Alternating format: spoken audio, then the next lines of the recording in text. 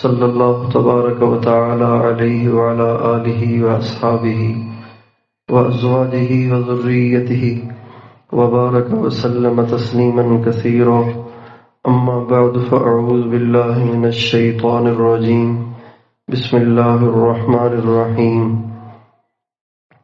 فاذکرونی اذکرکم واشکروا لی ولا تکفرون وقال تعالی اعملوا آل داود شکرا وقلیل من عبادی الشکور وقال تعالی وَإِذْ تَأَذَّنَ رَبُّكُمْ لَئِن شَكَرْتُمْ لَأَزِيدَنَّكُمْ وَلَئِن كَفَرْتُمْ إِنَّ عَذَابِي لَشَدِيدٌ سبحان ربك رب العزة عما يصفون وسلام على المرسلين والحمد لله رب العالمين اللهم صل على سيدنا محمد وعلى آل سيدنا محمد وبارک وسلم۔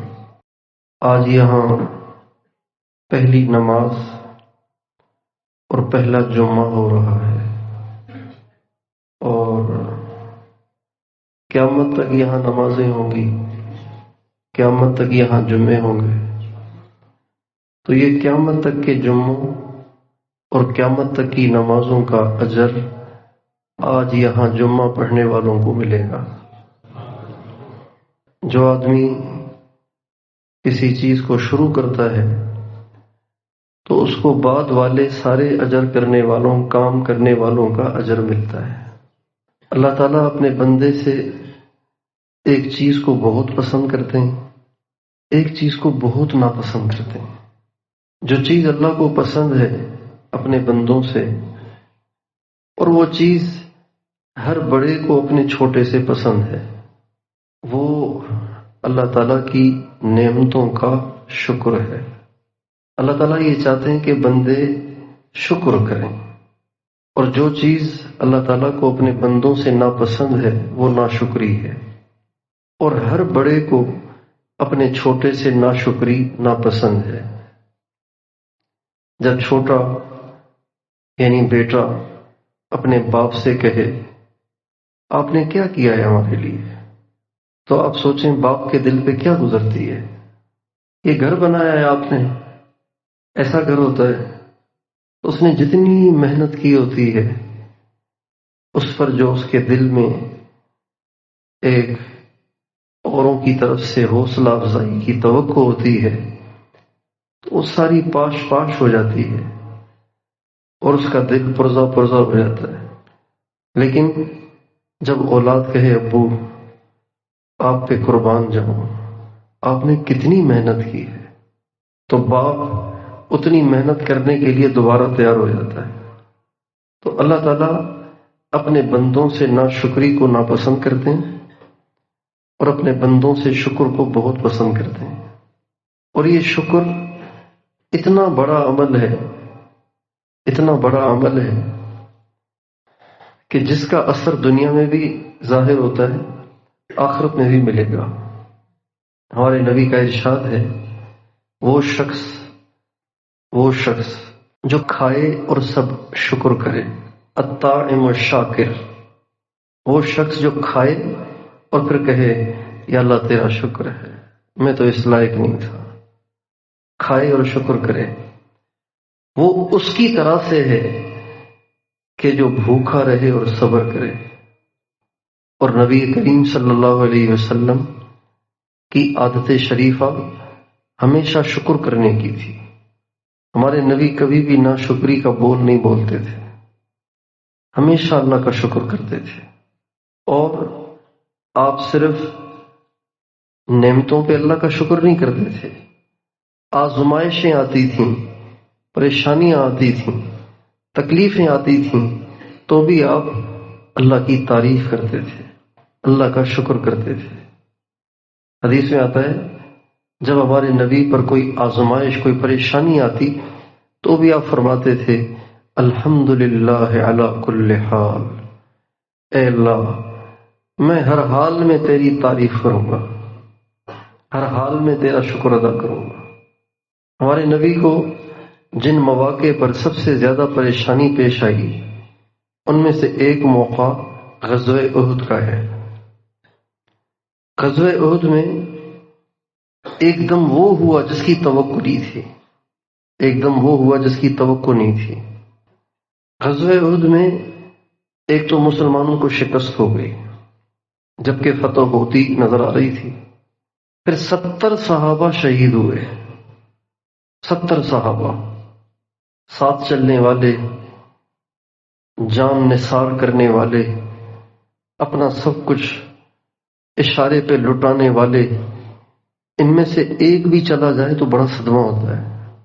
ایک ساتھ 70 شہید ہوئے، اور پھر یہ جو 70 شہید ہوئے یہ مدینے والے نہیں تھے، ان میں بہت سے وہ بھی تھے جو اپنا سب کچھ چھوڑ چھاڑ کے حضور کے ساتھ آئے تھے، اور ان میں وہ بھی تھے جنہوں نے مدینے میں دین کی بنیاد رکھی، مدینے میں دین کا مدرسہ قائم کیا، مدینے میں تبلیغ کا مرکز قائم کیا، مدینے میں خانقاہ بنائی، مدینے میں دین کی تبلیغ اور اشاعت کی، مدینے میں جن کے ذریعے سے دین پھیلا ان میں وہ بھی تھے، یعنی حضرت مصعب بن عمیر۔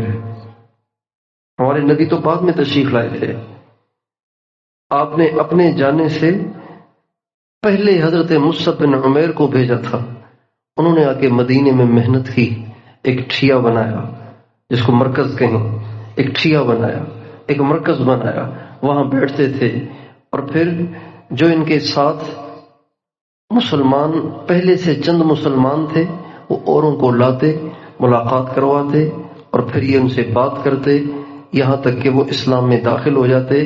یوں کرتے کرتے کرتے کرتے ہمارے نبی کی آمد سے پہلے مدینے کے ہر گھر میں اسلام داخل ہو گیا تھا، مصعب بن عمیر۔ اور ان شہید ہونے والوں میں ہمارے نبی کے سب سے پیارے چچا بھی تھے، چچا تو آپ کے حضرت عباس بھی تھے، لیکن آپ کو جو حضرت حمزہ سے محبت تھی وہ کسی اور سے نہیں تھی، اور جتنا آپ حضرت حمزہ کے جنازے میں روئے اتنا آپ ساری زندگی کبھی کسی کے جنازے میں نہیں روئے، حضرت حمزہ۔ اور آپ علیہ السلام نے حضرت حمزہ پر حضرت حمزہ کا جنازہ 70 دفعہ پڑھا۔ کتنی دفعہ جنازہ پڑھا؟ 70 شہید تھے نا، حضرت حمزہ کا جنازہ رکھا ہوا تھا، آپ نے جنازہ پڑھا، دوسرا جنازہ لایا گیا، حضرت حمزہ کا رکھا رہا، دوسرا جنازہ، دوسرے جنازے میں بھی حضرت حمزہ کو شریک کیا، تیسرے، چوتھے، پانچویں، چھٹے، ساتویں، 70 دفعہ حضرت حمزہ کا جنازہ پڑھا، اور آپ سب سے زیادہ اس پر روئے تھے، وہ بھی اس میں شہید ہوئے۔ اور بہت سے صحابہ کا کفار نے مسلح کر دیا تھا، مسلح کہتے ہیں کسی کے جسم کی بے حرمتی کر کے اس کو بگاڑ دینا، آنکھیں نکالی جاتی تھی، مسلح کہتے ہیں آنکھیں نکال دینے کو، ناک اور ہونٹوں اور کانوں کو کاٹ دینے کو، پیٹ پھاڑ دینے کو، شرمگاہ کاٹ دینے کو، جسم کے ٹکڑے ٹکڑے کر دینے کو مسلح کہا کرتے تھے۔ ہمارے نبی کے کئی سارے صحابہ کا کفار نے اس جنگ میں مسلح کیا، جن میں حضرت حمزہ بھی تھے۔ پہچانے نہیں جا رہے تھے کہ حضرت حمزہ کا جسم ہے کون سا۔ حضرت صفیہ آئیں، حضرت صفیہ، انہوں نے پہچانا کہ میرے بھائی کی لاش یہ ہے، یہ میرے بھائی کا جسم ہے، پوروں سے پہچانا۔ اتنا بڑا صدمہ ہمارے نبی کو ہوا۔ دو باتیں، فتح شکست سے بدل گئی، 70 صحابہ شہید ہوئے ایسے پیارے پیارے، اور تیسرا صدمہ یہ ہوا کہ خود نبی کریم صلی اللہ علیہ وسلم زندگی میں پہلی دفعہ اتنے شدید زخمی ہوئے کہ دندان مبارک شہید ہو گئے، سر مبارک پھٹ گیا تھا، چہرہ مبارک لہو لہاں ہو گیا تھا، کندھے سے خون بہ رہا تھا، یہاں تک کہ آپ بے ہوش ہو کر گڑھے میں گر گئے۔ جب آپ کو ہوش آیا، صحابہ آپ کو اٹھا کر اوپر ایک پہاڑ میں ایک دراڑ تھا اس میں لے گئے، وہ دراڑ ابھی موجود ہے، 2006 میں ہم اندر گئے تھے، جہاں جا کے حضور کو بٹھایا تھا، اور حضرت علی اور حضرت اماں فاطمہ ان دونوں نے مل کر آپ علیہ السلام کا زخم دھویا تھا، ڈھال میں پانی بھر کر آپ علیہ السلام کا زخم دھویا گیا، اور پھر اس کے بعد ایک بوری کو جلا کر اس کی راکھ کو آپ علیہ السلام کے زخموں پہ رکھا گیا تاکہ خون تھم جائے۔ جب کفار چلے گئے، میدان ٹھنڈا ہو گیا، آپ کو نیچے اتارا گیا، آپ نے شہیدوں کا مشاہدہ کیا، کون کون شہید ہوا۔ اب جب واپسی کا وقت آیا تو آپ نے صحابہ سے فرمایا اب تم صفیں بناؤ، میں اپنے اللہ کی تعریف کرنا چاہتا ہوں۔ یہ الفاظ ہیں، صفوں میں کھڑے ہو جاؤ، میں اپنے اللہ کی تعریف کرنا چاہتا ہوں۔ صحابہ نے صفیں بنائیں اور آپ نے صفوں سے آگے بڑھ کر، جیسے امام کھڑا ہوتا ہے، آگے بڑھ کر اللہ تعالیٰ کی تعریف کی۔ اے اللہ، میں تیری نعمتوں پہ قربان جاؤں، آپ کے ہم پہ بڑے احسانات ہیں۔ یہ امت کو ہمارے نبی نے ایک سبق دیا اور امت کی تعلیم فرمائی، امت کی تربیت فرمائی کہ ہمیں ہمیشہ اللہ کا شکر کرنا ہے۔ شکر کرنا بہت بڑی نعمت ہے۔ جس کو شکر کی توفیق ہو گئی، یہ اس بات کی دلیل ہے کہ اللہ تعالیٰ اپنی نعمتیں اسے دینا چاہتا ہے، یہ اس بات کی دلیل ہے۔ اور ناشکری بڑی مصیبت ہے، اور ناشکری سزا ہے، اور ناشکری اللہ تعالیٰ کی ناراضگی کی دلیل ہے کہ اللہ تعالیٰ اب اس سے چھیننا چاہتا ہے، اس لیے ناشکری ہو رہی ہے اس سے۔ اللہ تعالیٰ فرماتے ہیں وَإِذْ تَأَذَّنَ رَبُّكُمْ لَئِن شَكَرْتُمْ لَأَزِيدَنَّكُمْ وَلَئِن كَفَرْتُمْ إِنَّ عَذَابِي لَشَدِيدٌ۔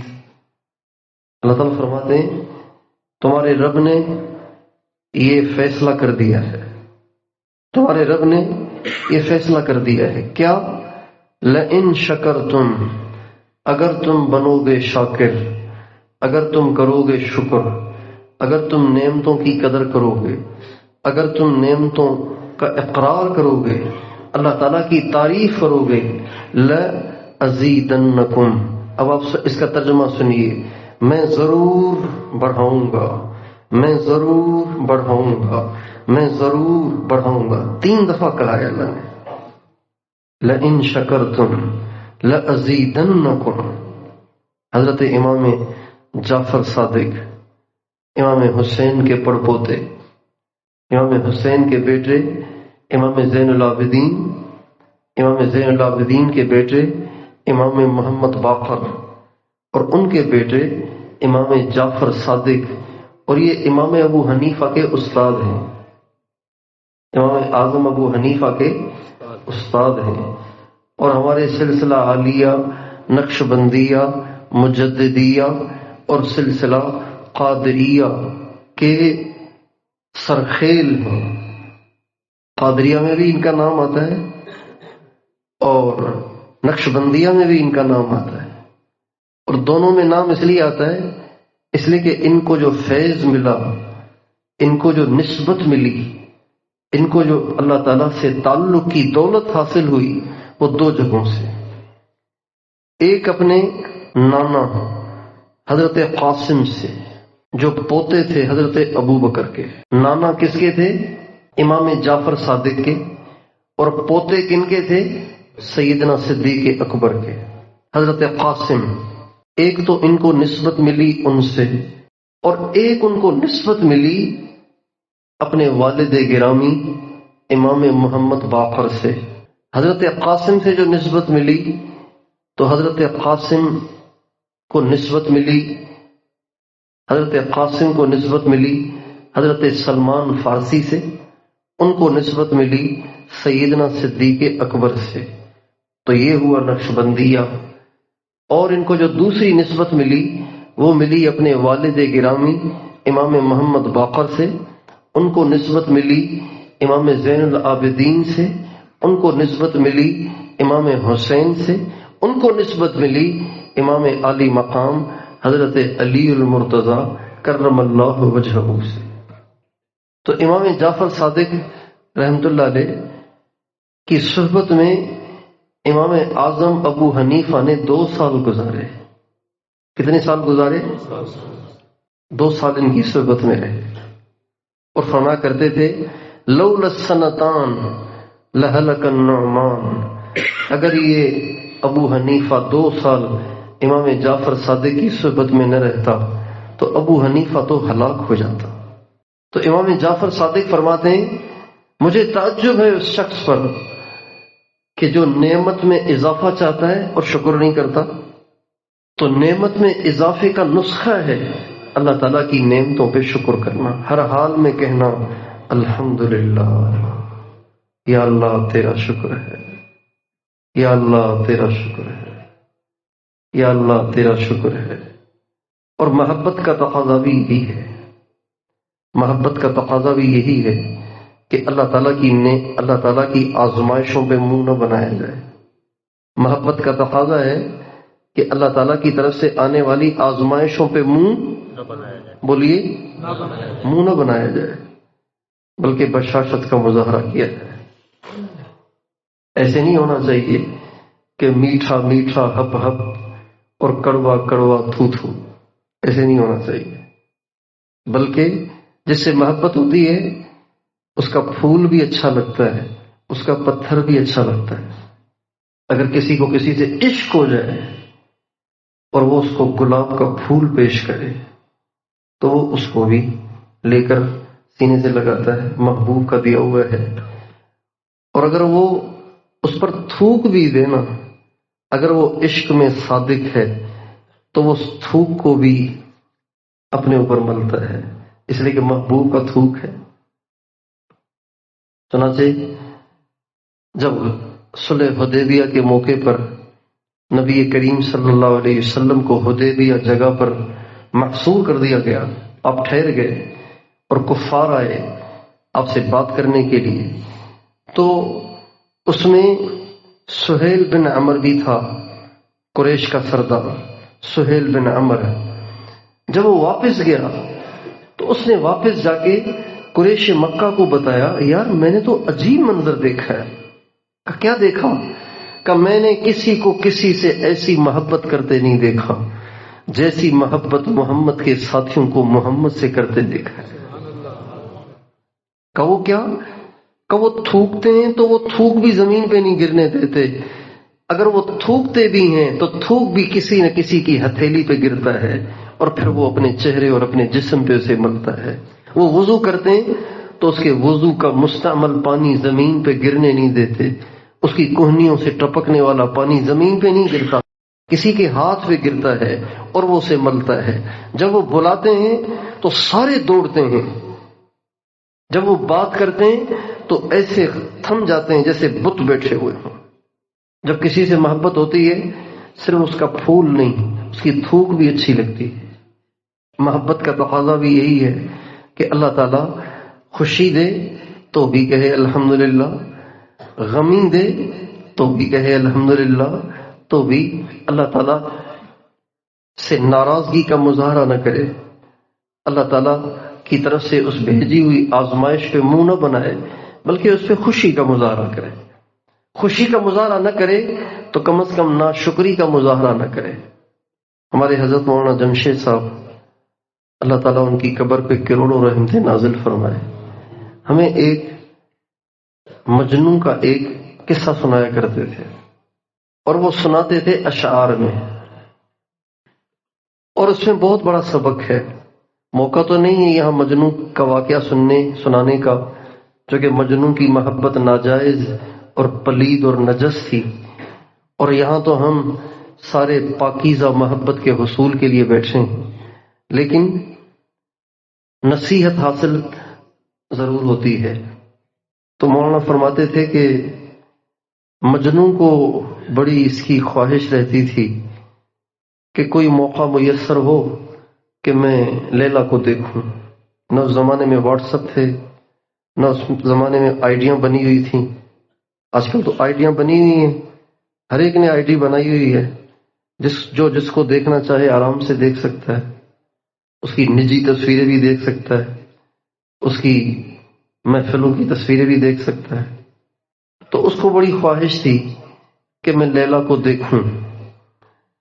تو من جد وجد، جو جس چیز کی کا متلاشی ہوتا ہے اس کو وہ چیز مل جاتی ہے. تو کسی نے کہا کہ آپ کو پتہ ہے کہ ایک مخصوص دن میں لیلا کے در پہ فقیر جمع ہوتے ہیں، وہ خود باہر نکل کر بھیکاریوں کو بھیک دیتی ہے. کہا اچھا، کہاں؟ کہ چلو پھر ہم بھی بھیکاری کا لبادہ اوڑھ لیتے ہیں اور بھیکاری بن جاتے ہیں، تو بھیک کی بھیک اور دیدار کا دیدار ہو جائے گا، اور 2 تیر اور 2 شکار ہو جائیں گے، 1 تیر اور 2 شکار ہو جائیں گے.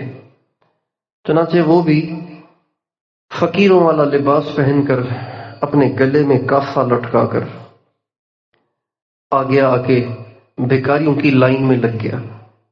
مولانا سناتے تھے، سنتے تھے یوں لیلا کا یہ دستور تھا، بھیک دیتی تھی جو بھی آتا تھا در پہ اس کے گدا. ایک دن مجنوں بھی کاسا ہاتھ میں لے آ پکارا، للہ کچھ مجھے بھی دے. ایک دن مجنوں بھی آیا اور آ کے لائن میں لگ گیا اور کہا اللہ کے واسطے کچھ یہاں بھی ڈالتے جاؤ. آئی لیلا سب گداؤں کو دیا، پھر ہاتھ سے مجنوں کا کاسا لے لیا. جب لیلا آئی اور بھکاریوں کو اس نے دینا شروع کیا، جب مجنوں کا نمبر آیا تو اس کو نہیں دیا، بلکہ اس کے ہاتھ میں جو کاسا تھا وہ بھی اسے چھین لیا. آئی لیلا سب گداؤں کو دیا، پھر ہاتھ سے مجنوں کا کاسا لے لیا. دے پٹخ مارا زمین پر ایک بار، رقص میں مجنوں ہوا پھر بے قرار. وہ جو لیلا نے اس کے ہاتھ سے کاسا چھینا تھا، اس کو پٹک کے جو زمین پہ مارا تو وہ تو ٹکڑے ٹکڑے ہو گیا. جب وہ پیالہ چھین کر زمین پہ مار کے اس نے چکنا چور کیا تو مجنوں ناچنے لگ گیا، رقص کرنے لگ گیا. دے پٹخ مارا زمین پر ایک بار، رقص میں مجنوں ہوا پھر بے قرار. بولا ان میں سے کہ اے مجنون خام، جو لوگ دیکھ رہے تھے یہ سارا منظر، وہ کہنے لگے، بولا ان میں سے کہ اے مجنون خام، رقص کا کیا تھا بھلا اس جا مقام. وہ کہنے لگے یہ کون سا موقع ہے ناچنے کا اور خوشی کا مظاہرہ کرنے کا؟ آپ کو تو پریشان ہونا چاہیے. اتنی دیر انتظار کیا، لائن میں لگے، ذلت اٹھائی اور بھیک بھی نہیں ملی اور پیالہ بھی توڑ دیا، تو یہ بھلا کیا تھا؟ بولا ان میں سے کہ اے مجنون خام، رقص کا کیا تھا بھلا اس جا مقام. بولا مجنون تم میں کوئی عاشق نہیں، عاشقوں کی رمز سے واقف نہیں. جب اس نے یہ کہا نا تو مجنوں نے کہا، معلوم ہوتا ہے تم نے کبھی عشق نہیں کیا. تم نے عشق کیا ہوتا تو پھر تمہیں یہ پتہ ہونا چاہیے کہ محبوب کی طرف سے صرف بھیک کا ملنا نعمت نہیں ہوتا، محبوب کی طرف سے پٹائی اور محبوب کی طرف سے مصیبت اور محبوب کی طرف سے ڈانٹ ڈپٹ اور سزا بھی نعمت ہوتی. بولا مجنون تم میں کوئی عاشق نہیں، عاشقوں کی رمز سے واقف نہیں. کسی کسی عاشق کے ہوتے ہیں ایسے نصیب کہ بلا نازل کرے اس کا حبیب. یہ بلا ہرگز نہیں ایک ناز ہے، یہ بھی ایک محبوب کا انداز ہے. تو محبت کا تقاضا بھی یہی ہے کہ انسان ہر حال میں کہے یا اللہ تیرا شکر ہے، یا اللہ تیری مہربانی ہے. ہم اگر سوچیں کہ جس وقت اللہ تعالیٰ کی طرف سے کوئی تکلیف، کوئی پریشانی آتی ہے، عین اس وقت اللہ تعالیٰ کی کتنی ساری نعمتیں ہم استعمال کر رہے ہوتے ہیں. ایک آدمی کسی کے گھر پہ گیا ہے، اس کی ضیافت ہے، دسترخوان پہ بیٹھا ہوا ہے. اب دسترخوان پہ بریانی بھی رکھی ہوئی ہے، پلاؤ بھی رکھا ہوا ہے، قورمہ بھی رکھا ہوا ہے، کڑھائی بھی رکھی ہوئی ہے، سلاد بھی رکھا ہوا ہے، رائتا بھی رکھا ہوا ہے، اور پتہ نہیں کیا کیا نعمتیں رکھی ہوئی ہیں. صرف جو رائتا ہے اس کی جو دہی ہے وہ تھوڑی سی کھٹی ہے. اس کا جو دہی ہے، دہی مذکر ہے مؤنث ہے؟ مذکر ہے. اس کا جو دہی ہے وہ کھٹا ہے.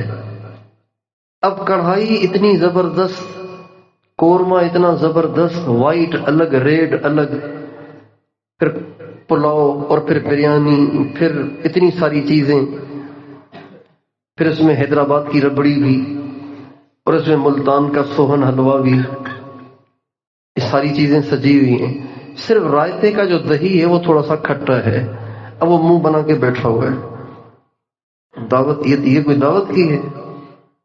اتنا کھٹا دہی لے کے یہاں لا کے رکھ دیا ہے، بتائیے یہ آدمی اچھا لگے گا کسی کو؟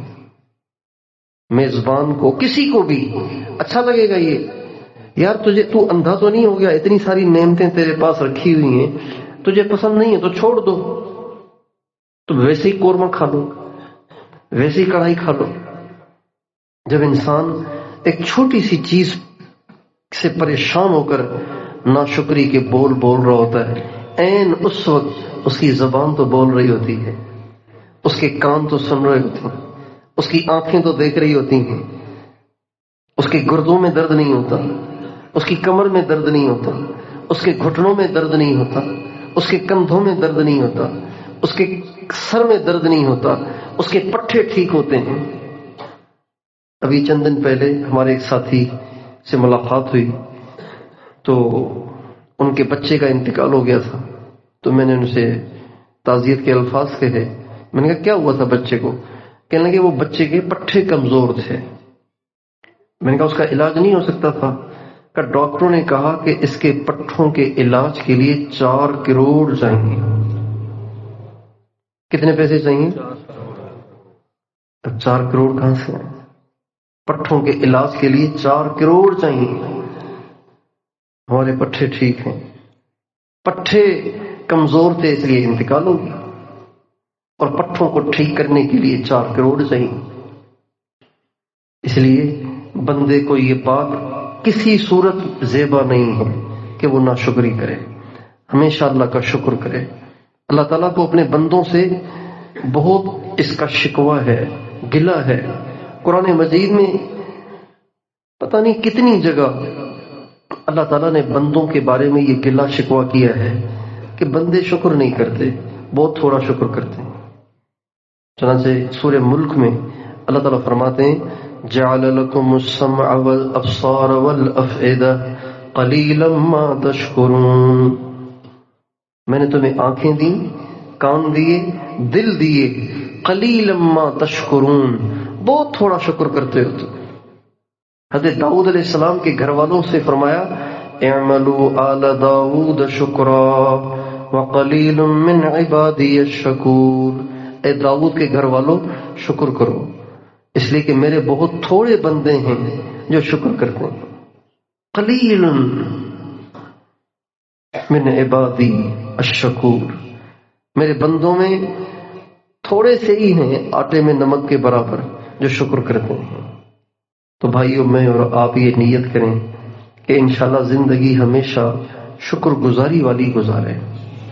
اللہ تعالیٰ کا کتنا احسان ہے، اللہ تعالیٰ نے ہمیں چھت دے دی ہے۔ اللہ تعالیٰ کا کتنا احسان ہے، اللہ نے ہمیں نیچے چٹائی دے دی ہے، اس کے نیچے قالین دے دیا ہے۔ اللہ تعالیٰ کا کتنا احسان ہے کہ ہم نے کپڑوں سے دریاں، یہ جو کھڑکیاں ہیں یہ ہم نے بند کر دی ہیں۔ اللہ تعالیٰ کا کتنا احسان ہے کہ روشنی کے لیے یہ سیور اللہ نے لگوا دیے ہیں۔ اللہ تعالیٰ کا کتنا احسان ہے، ہم سب نے شالیں اوڑھی ہوئی ہیں، واسکٹ پہنے ہوئے اور چادریں اوڑھی ہوئی ہیں، جیکٹیں پہنی ہوئی ہیں، کپڑے پہنے ہوئے ہیں۔ اللہ کا شکر ہے ہم میں سے کوئی بھی ننگا نہیں ہے، ہم سارے کپڑے پہنے ہوئے ہیں۔ یہ اللہ کا کتنا بڑا احسان ہے۔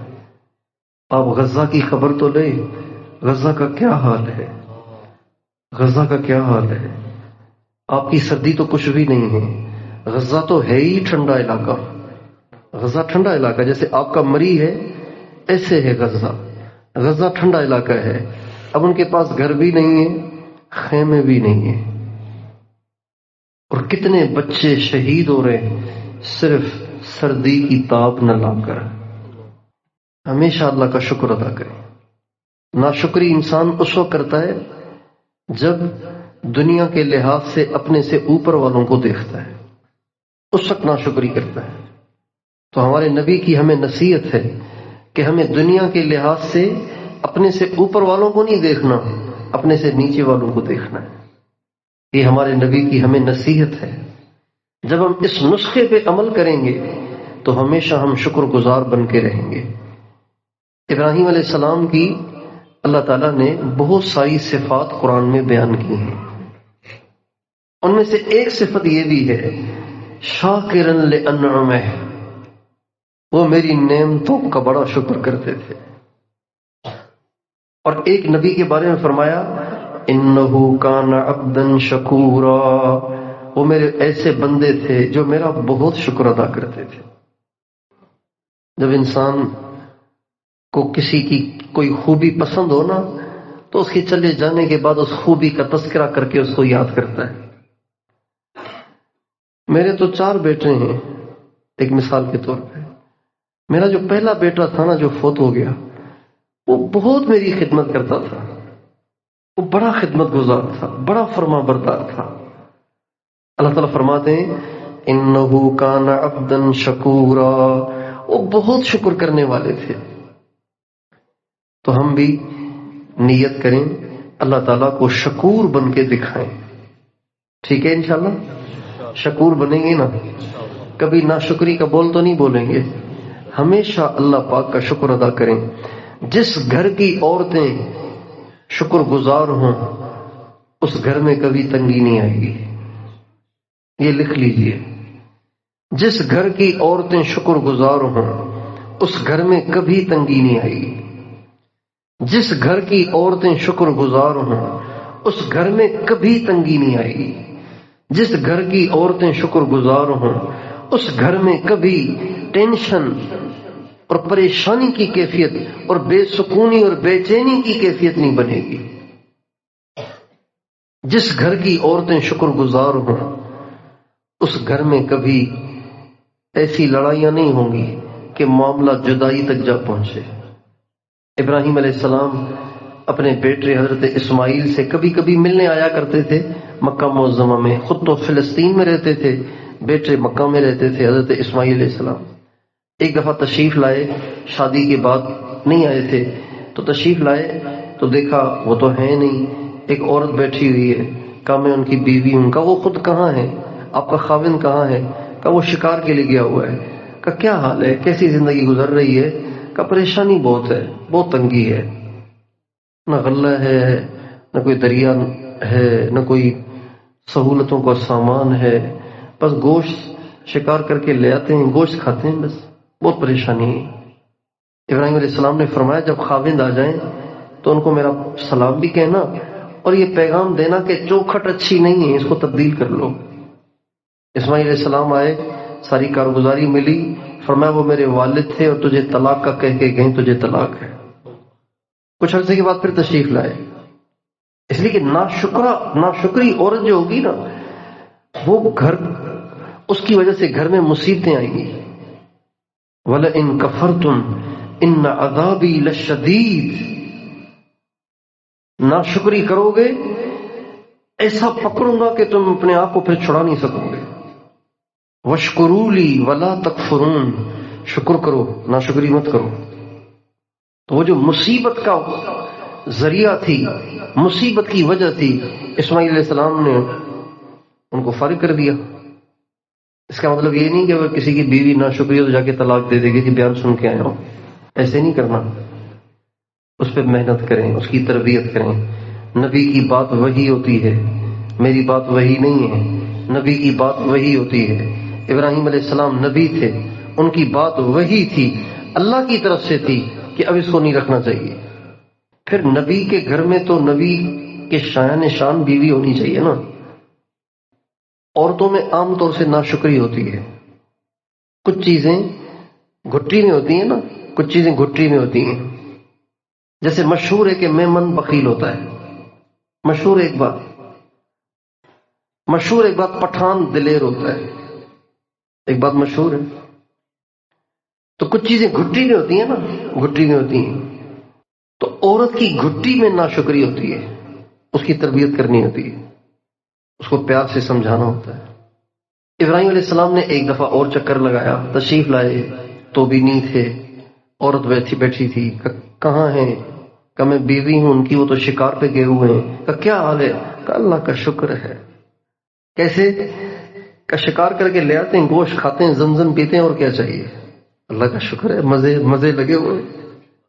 ابراہیم علیہ السلام جانے لگے، فرمایا خاوند کو سلام کہنا، بتانا کہ کوئی بڑے میاں آئے تھے، اور کہنا چوکھٹ بہت اچھی ہے، اسے سنبھال کے رکھنا۔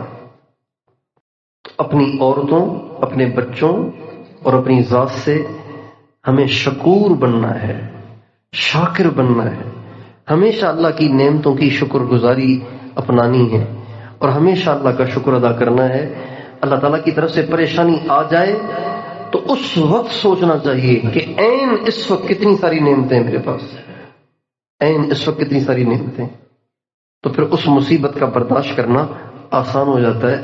حضرت عروہ ابن زبیر کو بنو امیہ کے بادشاہ نے اپنے پاس خدمت کے لیے بلایا۔ جب وہاں گئے تو اللہ کی شان، ان کا چھوٹا بیٹا داخل ہوا گھوڑوں کے استبل میں، گھوڑے نے ماری لات تو وہ بیٹا شہید ہو گیا۔ بہت پریشانی کی بات ہے، اولاد کی موت۔ تو لوگ عیادت کے لیے، تعزیت کے لیے آئے تو فرمانے لگے زیادہ غم کی بات نہیں ہے، اس لیے کہ بیٹے مجھے اللہ نے کئی دیے ہیں، شکر ہے کہ ایک ہی لیا ہے، باقی ابھی باقی ہے۔ اللہ کی شان، اسی سفر میں ٹانگ میں پھوڑا نکلا اور ٹانگ کٹ گئی۔ ایسا زہریلا پھوڑا تھا کہ ٹانگ ہی کٹ گئی۔ ان کا بھی اب آپ ٹانگ نہیں کاٹیں گے تو سارا جسم خراب ہو جائے گا، ٹانگ کٹ گئی۔ لوگ عیادت کے لیے تشریف لائے، حاضر ہوئے، فرمانے لگے غم کی بات نہیں، 2 بازو بھی باقی ہیں، 1 ٹانگ بھی باقی ہے، 4 لے لیتا میں کیا کرتا، ایک ہی لیا ہے۔ یہ نسخہ ہے مصیبت کے ایام، پریشانی کے ایام میں بھی پرسکون رہنے کا، یہ نسخہ ہے۔ آزمائش دنیا میں سب پہ آتی ہے، تکلیف دنیا میں سب پہ آتی ہے۔ اگر دنیا میں تکلیفوں سے کوئی بچ جاتا تو وہ انبیاء تھے، جبکہ سب سے زیادہ تکلیفیں انبیاء پہ آتی ہیں۔ بادشاہوں پہ بھی تکلیفیں آتی ہیں، جن کے پاس ہر ذریعہ، ہر سبب، ہر وسیلہ ہوتا ہے، ان پہ بھی تکلیفیں آتی ہیں۔ اس لیے اللہ تعالیٰ مجھے اور آپ کو شکر گزاری کی زندگی عطا فرمائے۔ ہم اللہ تعالیٰ کا شکر ادا کریں کہ اللہ تعالیٰ نے ہمیں آپس میں دین کی نسبت سے، اللہ کی محبت کی نسبت سے جمع ہونے کی توفیق عطا فرمائی ہے۔ بازار میں بہت دنیا ہے، بہت بھیڑ ہے، شاپنگ مال میں جائیں تو اس سے زیادہ مجمع وہاں ہے، شاپنگ مالوں میں جائیں گے تو اس سے زیادہ مجمع وہاں ہے، ساحل سمندر پہ جائیں گے اس سے زیادہ لوگ وہاں ہیں، لڑکیاں بھی ہیں، لڑکے بھی ہیں، لیکن وہ اللہ کے لیے جمع نہیں ہوئے، وہ اللہ کے لیے جمع نہیں ہوئے۔ یہ سارا مجمع اللہ کی محبت کے لیے جمع ہوا ہے۔ اور حدیث قدسی میں اللہ تعالیٰ فرماتے ہیں وجبت محبتی للمتحابین فی، وجبت محبتی للمتجالسین فی، وجبت محبتی للمتبازلین فی، وجبت محبتی للمتجالسین فی۔ میری محبت واجب ہے ان لوگوں کے لیے جو میری وجہ سے آپس میں مل بیٹھتے ہیں، میری محبت واجب ہے ان لوگوں کے لیے جو میری وجہ سے آپس میں ایک دوسرے کے ساتھ محبت کرتے ہیں، اور میری محبت واجب ہے ان شخصوں کے لیے جو میری وجہ سے ایک دوسرے سے ملاقات کرتے ہیں، اور میری محبت واجب ہے ان لوگوں کے لیے جو میری وجہ سے ایک دوسرے پہ خرچ کرتے ہیں۔ یہ مجمع صرف اللہ کی محبت میں یہاں آیا ہے، کسی دنیاوی لالچ میں نہیں آیا۔ سردی تو ایسی ہے کہ گھر سے نکلنے کو دل ہی نہیں کرتا، دکاندار کا دکان پہ جانے کو دل نہیں کرتا، دفتر والے کا دفتر پہ جانے کو دل نہیں کرتا، مزدور کا مزدوری کے لیے جانے کو دل نہیں کرتا۔ ایسی سردی اور دھند اور ٹھنڈ میں اور اسباب کی کمی کے ساتھ آپ سارے کے سارے یہاں اللہ کی محبت میں جمع ہوئے ہیں، تو یہ آپ کا جمع ہونا رائے گا نہیں جائے گا، یہ ضرور اللہ کی محبت کا باعث بنے گا، یہ ضرور اللہ کی محبت کا ذریعہ بنے گا۔ اللہ تعالیٰ فرماتے ہیں وَكَانَ اللَّهُ شَاكِرًا عَلِيمًا، اللہ اپنے بندوں کی نیکیوں کا بڑا قدردان ہے۔ اللہ تعالیٰ بالکل ان نیکیوں کو ضائع نہیں کرے گا۔ اللہ تعالیٰ اس قربانی کی برکت سے ضرور یہاں آنے والوں کو اپنی محبت کی دولت عطا فرمائے گا۔ تو اللہ تعالی ہم سب کو یہاں صحیح وقت گزارنے کی توفیق عطا فرمائے۔ کوشش کریں، اس بات کی کوشش کریں کہ ایک تو یہاں رہنے والے مجمع کو چاہیے کہ آپس میں بات چیت بالکل نہ کریں۔ آپ نے ہمارے تبلیغی اجتماعات میں کہیں گنگوں کا حلقہ دیکھا ہے؟ گنگوں کا حلقہ دیکھا ہے؟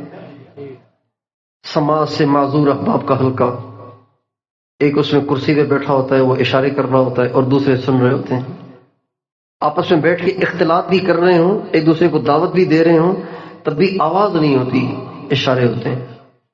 تو اس بات کی کوشش کریں، جیسے تبلیغی مراکز کا خاصہ اختلاط، میل جول، ایک دوسرے کو دعوت، ایک دوسرے کو تیار کرنا، یہ تبلیغی مراکز کا خاصہ ہے۔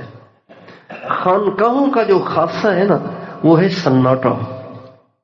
خانقاہیں ایسی ہوتی ہیں جیسے قبرستان، خانقاہ میں جائیں گے نا، خانقاہ میں گھسیں گے تو ایسے لگے گا جیسے قبرستان میں آگے ہوں، چون بھی نہیں ہے کہیں۔